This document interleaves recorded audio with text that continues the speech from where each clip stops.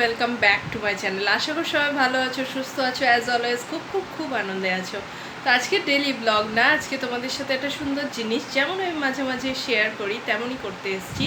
সেটা হলো আমরা বাজার থেকে দেখো এখন সবাই আমাদের ডেলি যেরকম একটা ফাস্ট লাইফ, তার জন্য আগের দিনে কি হতো যে সকালে গিয়ে বাজার হতো, রান্না হতো, খাওয়া হয়ে যেত। কিন্তু এখন বিশেষ করে মাছ মাংস, বিশেষ করে মাছটা আমরা ফ্রিজে না বেশ কিছু দিন, 5-6 দিন, এক সপ্তাহের জন্য লোকে স্টোর করে রাখে।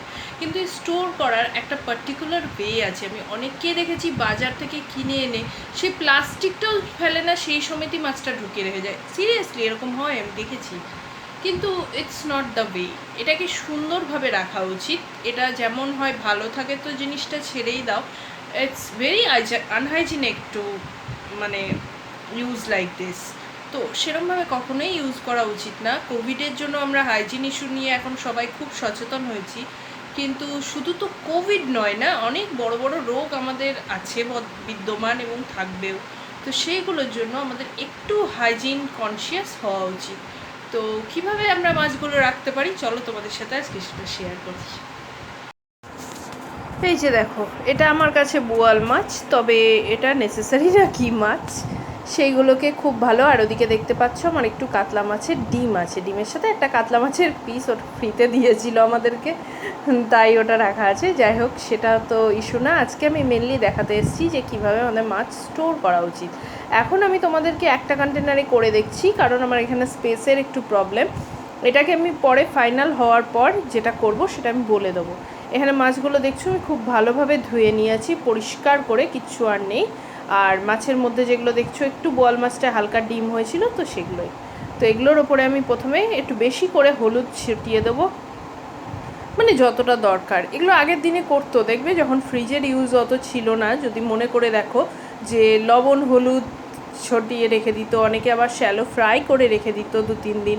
কিন্তু হ্যাঁ, এরকম 7 দিনভাবে তো কেউই ফ্রিজে স্টোর করতো না। এগুলো তো আমাদের এখনকার হ্যাবিট, কিছু করার নেই। সবাই ডেলি রুটিনে ব্যস্ত, কে রোজ রোজ বাজার করবে, সেগুলোকে ধোয়া একটা লম্বা কাজ। তো ফ্রিজের মধ্যে এরকমভাবে যদি তোমরা রাখো তাহলে আমাদের হেলথের ইস্যু দিয়ে, কারণ অ্যানিমাল যেগুলো থাকে না, যতই ভেজ আলাদা জিনিস, কিন্তু যখন অ্যানিমালস হয়, সেটা মাছ বলো মাংস বলো, তার মধ্যে অনেক রকমের জার্মস থাকে, ব্যাকটেরিয়া থাকে, রোগ থাকে। যেমন আমাদের রোগ হয়, পশুদেরও থাকে। তো সেগুলো ফ্রিজের ঠান্ডায় যে কোনো রোগ বৃদ্ধি পায়, তো ফ্রিজের মধ্যে সেগুলো গ্রো করে। ফ্রিজে আমাদের অনেক কাঁচা জিনিস থাকে, ফল, আইসক্রিম থাকে, জল থাকে, যেগুলো আমরা খাই, ডিরেক্ট খাই, তার মধ্যে ওই রোগটা ট্রান্সফার হবে। তো দেখেছো, হলুদের পরে আমি তেল দিয়ে দিলাম। এক্ষেত্রে আমি হোয়াইট অয়েল ইউজ করছি, এবং হোয়াইট অয়েল দিয়েই রাখবে। তোমরা সর্ষের তেল দিতে পারো, এমন না সর্ষের তেল দিলে কোনো অসুবিধা হবে, কিন্তু তাতে একটা গন্ধ হয়ে যায় অনেক সময় কাঁচা তেলে, সেটা আবার বাজে লাগে। তো প্রিপারেশনের উপর ডিপেন্ড করে। এমন কিছু রান্না ইউজ করবে হয়তো তাতে সর্ষের তেল দেবে না, তখন ওই গন্ধটা বাজে লাগে না, তাই সাদা তেল ইউজ করে ওটা বেটার হবে। এরপরে তোমরা যখন রান্না করবে, সে সর্ষের তেলের রান্না করলে সর্ষের তেল যা দিয়ে করতে চাও করবে। আর মাছের মধ্যে ওগুলো কিন্তু ডিম আছে, এক একটা একদম পেটে অল্প একটু ডিম ছিল। ওটা আবার ভেবো না ভালো করে পরিষ্কার হয়নি, তাই আমি বলে দিলাম, হয়তো বুঝতে পারবে না তাই। আর বোয়াল মাছ তবুও মাথাটা দিয়েছিল কেটে, আমি পিস পিস ওই ঝালের মধ্যে দিয়ে দেবো। যাই হোক, গোটা মাছটা নিয়েছি তো ওটা তো আর ফেলা যাবে না। আর এটা 1.5 কিলো ওজনের একটা মাছ হয়েছে, 1 কেজি 600-700 মতো সব নিয়ে, একটু বেশি মাথাটা ছেড়ে ওজন করেছে। তো যাই হোক, সেইটা আমি এর মধ্যে করছি। এবার আমি যেহেতু বুঝতেই পারছো আমরা 3 জন আর এতটা মাছ খাবো না, তো আমাদের এটা ইচ্ছে আছে হয়তো 4 দিন মতো বা 5 দিন মতো লাগবে। তো 4-5টা কন্টেনারে আমি আলাদা, ডিমটা তো আমি আগেই আলাদা রেখেছি। আর কাতলা মাছ যেহেতু একটাই পিস দিয়েছে, আমি ওটাকে পরে ডিমের সাথেই রাখবো। আমার সবগুলো স্টিলের কন্টেনার নেই, এটা ভালো হয় যদি স্টিলের কন্টেনার ইউজ করো। কয়েকটা আছে, তো সবগুলো আমি আলাদা আলাদা করে, এরপর আমি জাস্ট তোমাদের মাখানোটা দেখিয়ে দিলাম, মানে কীভাবে রাখা উচিত। এরপর ছোটো ছোটো কন্টেনারে আলাদা আলাদা করে ফ্রিজে ঢুকিয়ে দেবো।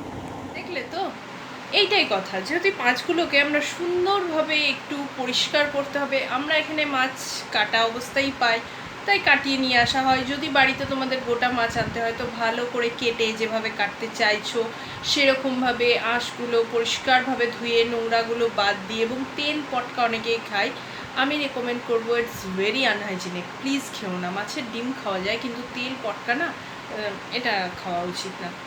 তো সেগুলো এবার যার অনেকে বলবে টেস্ট, তো এবার দেখো স্বাদ তো অনেক কিছুতেই লাগে, কিন্তু সেটা না করা উচিত না। তারপরে সুন্দরভাবে যেরমভাবে আমি দেখালাম প্রসেসটা তো দেখিয়েছি, এইভাবে করে। এবং যদি তোমাদের হয় না 7 দিন, তাহলে ধরো একদিনের জন্য যদি হয় ছোট ছোট বক্সে 7 দিনের জন্য 7টা। এবার বলবে বক্স হয় না, তো দেখবে ফ্রিজ স্টোরেজ বলে যদি তোমরা অনলাইনে ফ্লিপকার্ট, অ্যামাজন যেখানেই হোক কন্টেনার পাউচ পাওয়া যায়, সিল্ড পাউচ, ওর মধ্যেও রাখতে পারো। তবে পাউচের থেকেও আমি বলবো, আমি ইউজ করি টাপারওয়্যারের ফাইবারগুলো একটু ভালো হয়, কিন্তু তার থেকেও বেটার হয় যেটা আমি আস্তে আস্তে করছি, যেহেতু এক্সপেন্সিভ একসাথে তো সম্ভব না। স্টিলের কন্টেনার ইউজ করো, কাঁচের ইউজ করো, কাঁচটাই হয় অনেকের ভেঙে যেতে পারে হাত ফসকে, স্টিল ইউজ করো বেস্ট। ছোট ছোট কন্টেনারে 7 দিনের জন্য আলাদা করে সাজিয়ে একটা কন্টেনার বের করবে, একসাথেও রেখো না। এটা হচ্ছে রেকমেন্ডেশন। এভাবে করো। সুস্থ জীবনযাপনটা না খুব জরুরি। শরীর সুস্থ থাকলেই সব ভালো থাকবে, সব কাজ করতে পারবে। আমরা সবাই জানি না কতদিন বাঁচবো, কিন্তু কেউই তো সেটা অসুস্থ হয়েতে বাঁচতে চায় না। দেখো আলটিমেটলি কিছুই আমাদের হাতে নেই, কিন্তু যতটা পারা যায় ট্রাই করা উচিত, তাই না? আর ডেলি লাইফস্টাইলগুলোতে ছোটো ছোটোভাবে যদি আমরা চেঞ্জ আনি, তাহলে কিন্তু আমরা একটা সুস্থ লাইফ লিড করতে পারবো। আশা করি ভালো লেগেছে। প্লিজ ফলো করো, ইটস আ রিকোয়েস্ট। এটা কোনো ট্রিক না, এটা একটা বেসিক হেলদি হ্যাবিট যেগুলো আমাদের ফলো করা উচিত। ভালো থেকো, সুস্থ থেকো। কেমন লাগলো এগুলো অবশ্যই জানিও। আর দেখাবে নেক্সট দিন নতুন একটা ব্লগের সাথে। ততক্ষণ as I always say, think positive, keep smiling, tata.